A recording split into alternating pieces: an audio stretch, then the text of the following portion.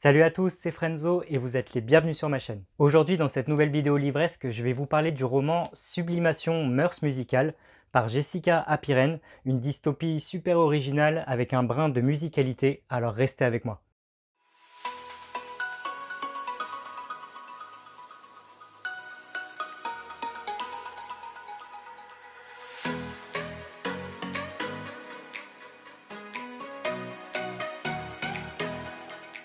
Sublimation Mœurs musicales est un roman que vous trouverez en auto-édition et que l'on doit, comme je le disais, à Jessica Apiren, une autrice débutante, et c'est son premier roman, c'est un one-shot, une dystopie, comme je le disais, très originale et sur fond de musicalité.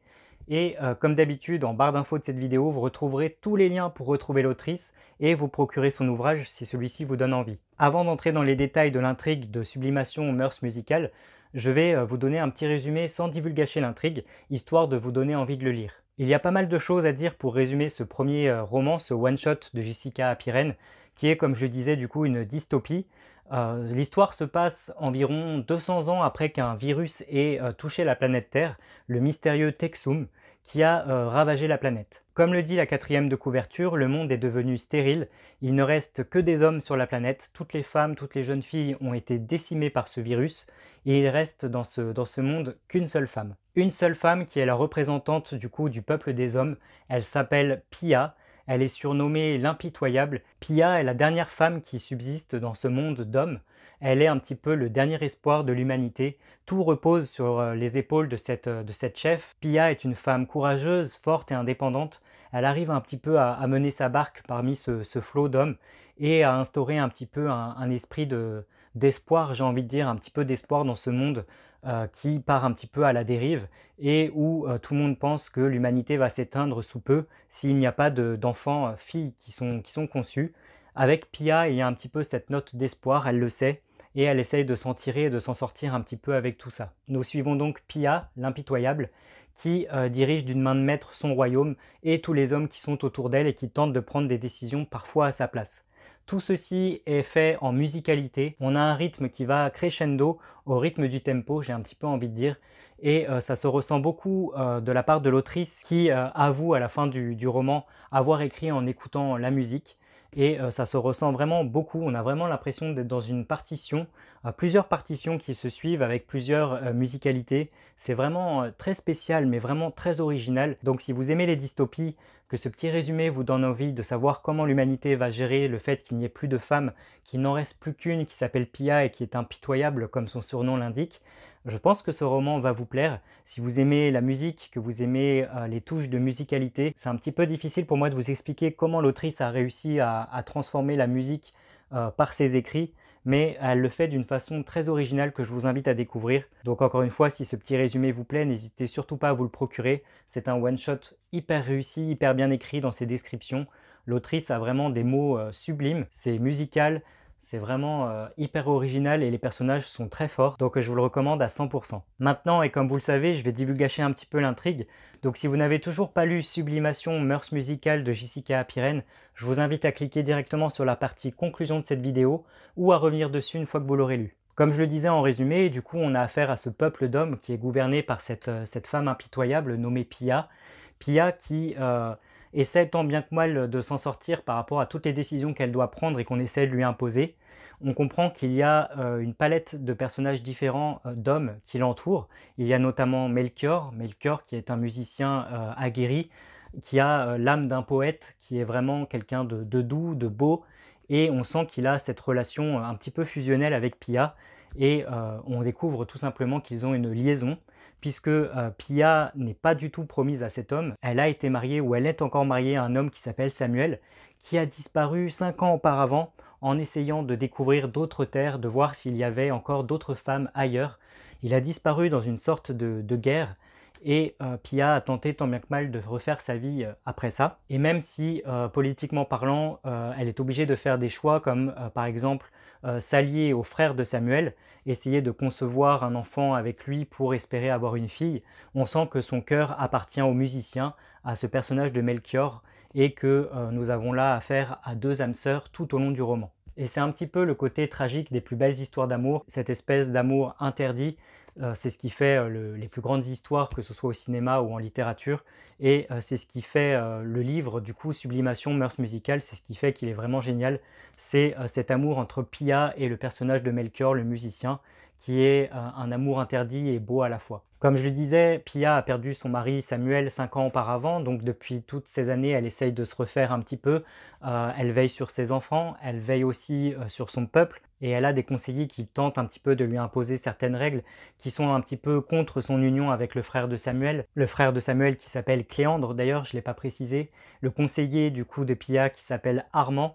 On tourne et on gravite autour de ces personnages qui entourent Pia, et ce sont vraiment eux qui forment l'intrigue principale, le fil rouge de ce roman. Si le peuple des hommes essaie de vivre en harmonie totale et en communion avec la musique, c'est ce qui rythme leur quotidien, leurs émotions, etc. On sent que la musique a une place importante pour le peuple des hommes, pour Pia également. C'est quelque chose qui vraiment forge leur caractère, la musique, depuis toujours, qui adoucit un petit peu les mœurs aussi, exactement. C'est vraiment un peuple, comme je disais, en communion avec la musique, et l'autrice s'en sort vraiment très bien pour nous le faire ressentir, que ce soit à chaque ligne, à chaque description ou à chaque ressenti, il y a cette part de musicalité qui est vraiment propre à l'autrice et qui enrichit grandement le texte avec ses personnages. Et comme je le disais, le peuple des hommes, du coup, vit en espérant trouver une solution face à ce virus qui a décimé la totalité des femmes existantes et des jeunes filles. Et malgré tout, malgré cette fin qui est proche pour l'humanité, il y a certaines tensions, certains d'entre eux créent des attentats au sein de leur royaume, et Pia est contrainte de prendre des décisions par rapport à ça. Et c'est suite à cet attentat en interne qu'elle décide de s'allier avec son beau-frère, du coup Cléandre, avec qui elle a une relation sexuelle pour pouvoir, plusieurs même je crois, relations sexuelles pour pouvoir concevoir un enfant et espérer que ce soit une fille pour relancer un petit peu la vie sur la planète. Pia et Melchior sont contraints de mettre fin à leur relation suite à toutes ces décisions, dans un déchirement qui est atroce, tandis que Armand, son conseiller, n'est pas du tout d'accord avec les décisions qu'elle prend, d'autant que, si je dis pas de bêtises, si je me trompe pas, l'enfant qu'elle va concevoir avec Léandre ne sera pas celui de son beau-frère, mais celui de son conseiller, d'Armand. Donc tout ça vient un petit peu compliquer les choses. J'espère que je dis pas de bêtises parce qu'il se passe tellement de choses dans le roman que c'est dur de tout vous dire comme ça par oral. Quoi qu'il en soit, et c'est dans la partie la plus intéressante de ce roman, on va finir par découvrir que Samuel, l'ancien compagnon et l'ancien souverain de ce monde d'hommes, l'ancien mari de Pia, est toujours vivant, et il finit par revenir dans le royaume des hommes en racontant ce qu'il a vécu et pourquoi il a disparu aussi longtemps. C'est un retour fracassant, l'homme est carrément au bout de sa vie, il est tout maigre, tout barbu, et on sent qu'il a vécu quelque chose d'extrêmement lourd.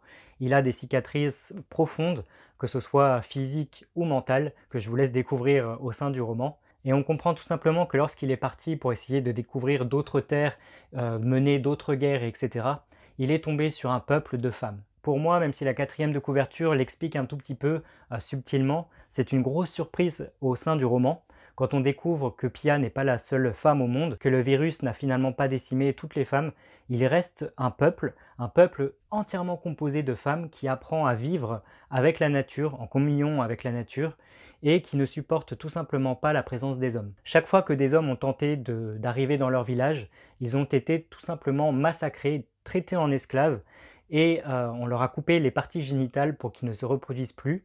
Et ces femmes-là se servent de la semence de ces hommes pour se reproduire grâce à la science, et subsistent comme ça depuis plusieurs années, en vivant qu'entre elles, en se servant de la semence des hommes pour se reproduire, ce qui est assez choquant et aussi assez fascinant. Et c'est là-bas que Samuel a vécu en tant que scientifique, si je ne dis pas de bêtises, et qu'il a réussi à s'enfuir à un moment donné bien précis pour regagner son peuple d'origine. Ce qu'il faut savoir, c'est que le peuple des femmes qui vit proche de la mer, il me semble, est gouverné par une femme qui s'appelle Bettina.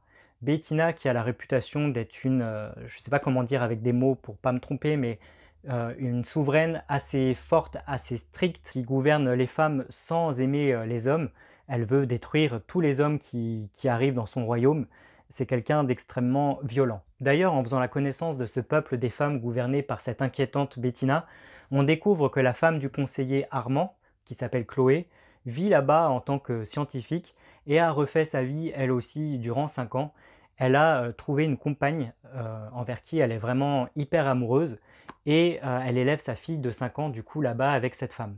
Ce qui est assez étrange, c'est qu'on comprend que à l'époque où Armand, le conseiller de Pia, et Chloé étaient ensemble, leur fille est morte à cause de ce virus du Texum qui l'a emporté, et on ne comprend pas trop comment ça se fait que finalement elle a réussi à vivre avec ce peuple des femmes et sa fille qui est censée être morte. On comprend alors que Chloé, qui est une scientifique aguerrie, a cloné l'ADN de sa défunte fille et elle élève ce clone avec Aline, sa nouvelle femme, parmi le peuple des femmes. Et Chloé est un personnage un petit peu tourmenté. Elle aimait sa fille, elle aime le clone de sa fille qu'elle considère comme sa propre fille, même si elle sait au fond d'elle que ce n'est pas vraiment elle, c'est une copie. Et elle aime toujours Armand, son conseiller, mais elle ne peut plus retourner dans le royaume des hommes maintenant qu'elle fait partie du groupe des femmes gouverné par l'intransigeante Bettina. Et elle a ses sentiments envers Aline, sa nouvelle compagne. Tout ça se bouscule un peu dans sa tête et Chloé est un peu perdue. Tandis que de l'autre côté, Armand pense avoir perdu sa femme et sa fille. Il ne sait pas du tout que les deux sont vivantes et c'est d'autant plus tragique. Quoi qu'il en soit, le retour de Samuel, l'ancien souverain, ne passe pas inaperçu. Quand il arrive, il découvre que son frère Cléandre a mis enceinte sa femme. Du coup, elle est enceinte et Samuel le prend très mal que son frère et que sa femme se soient mis ensemble, même si c'est pour essayer de trouver un espoir par rapport à l'humanité, etc. Il le supporte assez mal. Il ne sait pas non plus que l'enfant que porte Pia n'est pas celui de son frère, mais celui de son conseiller, Armand. Tout ceci explose un petit peu au fur et à mesure de l'intrigue et est vraiment intéressant à découvrir. Quoi qu'il en soit, Pia, dans son rôle de souveraine, est toujours forte face à tout ça, elle est toujours concise, elle prend les décisions et personne n'ose vraiment se retourner contre elle. Et un jour, elle prend tout simplement la décision, tout en étant enceinte de plusieurs mois, d'aller directement découvrir ce village de femmes. Elle veut, une fois qu'elle en a entendu parler, elle veut y aller, elle veut rencontrer leur chef, leur leader, et essayer de proposer un arrangement pour essayer de sauver l'humanité. Pia, accompagnée de certains compagnons, va donc se rendre au peuple des femmes, découvrir cette étrange Bettina, et va faire du coup sa connaissance. Nous allons apprendre alors pas mal de choses sur le fonctionnement du peuple des femmes, leurs outils, le côté scientifique, etc. Et nous allons aussi avoir des révélations sur Bettina, sur cette souveraine tyrannique, et on va apprendre que elle aussi a été clonée. 5 ans auparavant, quand Samuel est arrivé dans ce peuple de femmes, il s'est beaucoup rapproché de Bettina, ils ont eu une liaison ensemble, sauf que Bettina, elle aussi, a succombé au Texum, à ce virus, et sachant ces jours de fin arriver, Samuel et Chloé, les deux scientifiques du coup de la bande, se sont dit que le peuple des femmes ne pouvait pas vivre sans leur souveraine, et comme Chloé avait créé une copie de sa fille, ils ont décidé de faire exactement la même chose avec la souveraine, en créant un clone qu'ils ont nommé Bettina 2. Sauf que la deuxième souveraine de ce peuple des femmes, Bettina 2, ce clone, est tyrannique et complètement dépossédée de ses émotions. Elle n'arrive pas, comme elle a été créée récemment et qu'elle a grandi hyper vite, elle n'arrive pas à intégrer ses anciens souvenirs, sa nouvelle vie. On sent que au niveau de la science, il y a un vrai problème par rapport au clonage. Et la nouvelle Bettina n'a rien à voir avec la Bettina première du nom et cause un peu beaucoup de malheur sur son passage. Et c'est le propos le plus intéressant du livre. Il y a plusieurs sujets qui sont intéressants dans ce roman, mais c'est vrai qu'on se pose pas mal de questions par rapport à ça, par rapport à l'humanité. Qu'est-ce qu'elle ferait si justement il n'y avait plus de femmes du jour au lendemain? Où est-ce que l'humain est prêt à aller pour essayer de survivre? Là, on est en plein dans le chaos de cet exercice, puisque l'autrice nous propose de voir ce que l'humain prendrait comme décision pour survivre. Donc, par rapport au clonage, on a quand même ces femmes qui prennent des décisions de tuer les hommes, de récolter leurs semences pour essayer de survivre. D'un côté, on a d'autres qui essayent de cloner les gens qu'ils aiment le plus. C'est vraiment tragique, c'est vraiment puissant, et c'est vrai que ça soulève un gros propos par rapport à l'éthique, par rapport à la science, qui est vraiment propre au récit et qui est vraiment génialissime. Bref, je continue un petit peu dans la partie où je divulgage pour vous dire que Pia et Bettina 2 arrivent à trouver du coup un terrain d'entente.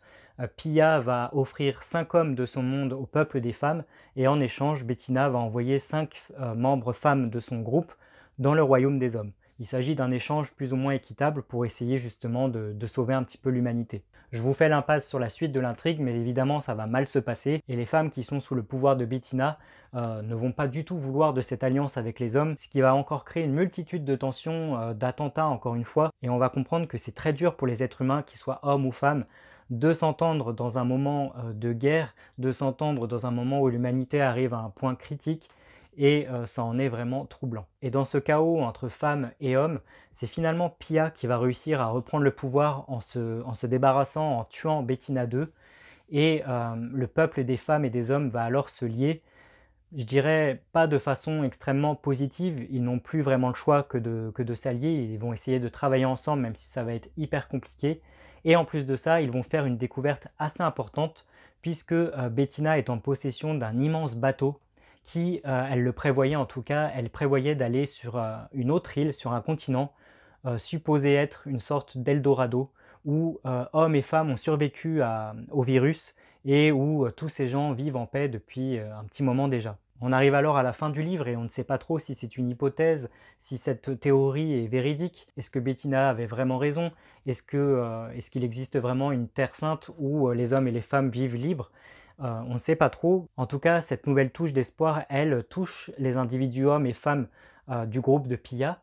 Et à la fin, ils décident tout simplement d'embarquer sur ce bateau et d'aller vérifier par eux-mêmes si cette île existe et s'il y a un espoir de vivre là-bas en harmonie. À la fin du roman, le bateau se dirige du coup vers une île, on découvre des petites maisonnettes et un peuple qui semble heureux, ce qui signifie que cet Eldorado existe vraiment et il s'agit là d'un nouveau départ pour le groupe de Pia, pour le groupe composé d'hommes et de femmes qui la suivent.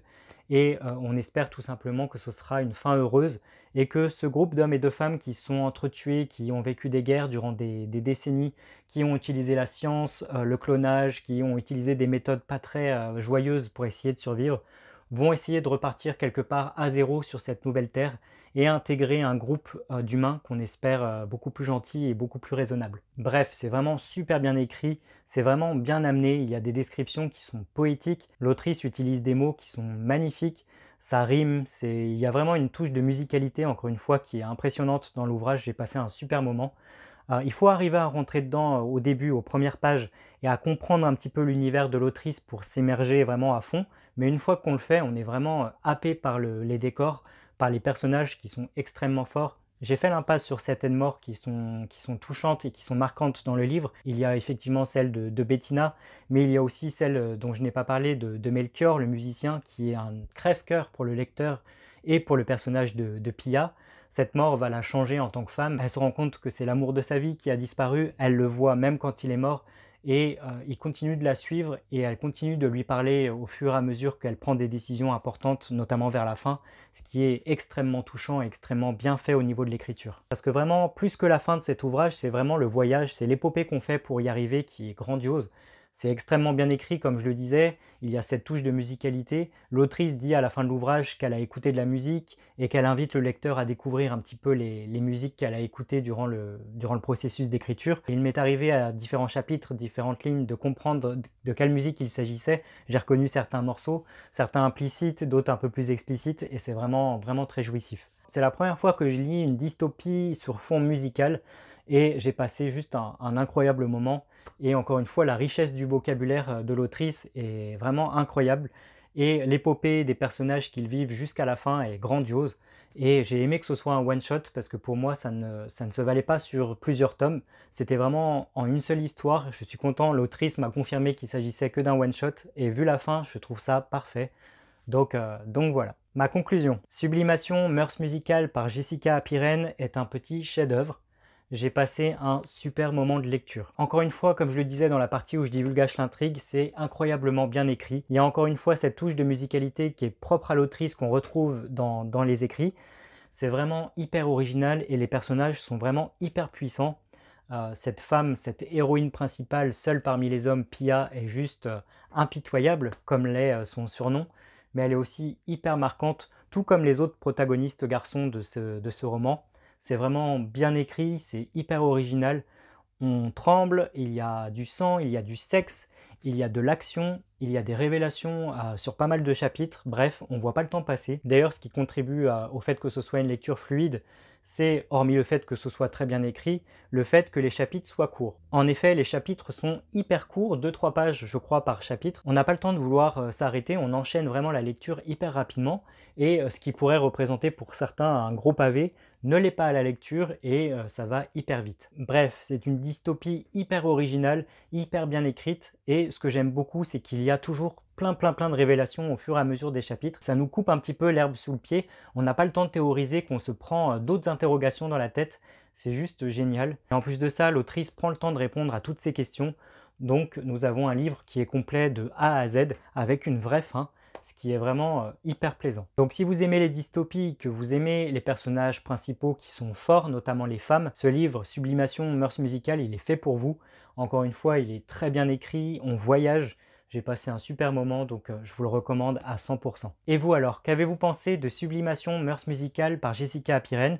Si vous l'avez lu, n'hésitez pas à me laisser un petit commentaire en dessous de cette vidéo, je me ferai une joie d'y répondre. N'hésitez pas aussi à liker cette vidéo, à la partager sur vos réseaux, ça fait toujours plaisir et ça aide en tant que youtubeur. N'hésitez pas encore une fois à retrouver l'autrice sur les réseaux sociaux qui sont en barre d'infos. N'hésitez pas aussi à suivre mes propres réseaux sociaux. Et bien évidemment, n'hésitez surtout pas à vous abonner à ma chaîne pour ne pas manquer mes autres critiques littéraires à venir. À ce sujet, dans la prochaine vidéo livresque, je vous parlerai du dernier Hugo Clément, Les lapins ne mangent pas de carottes aux éditions Fayard.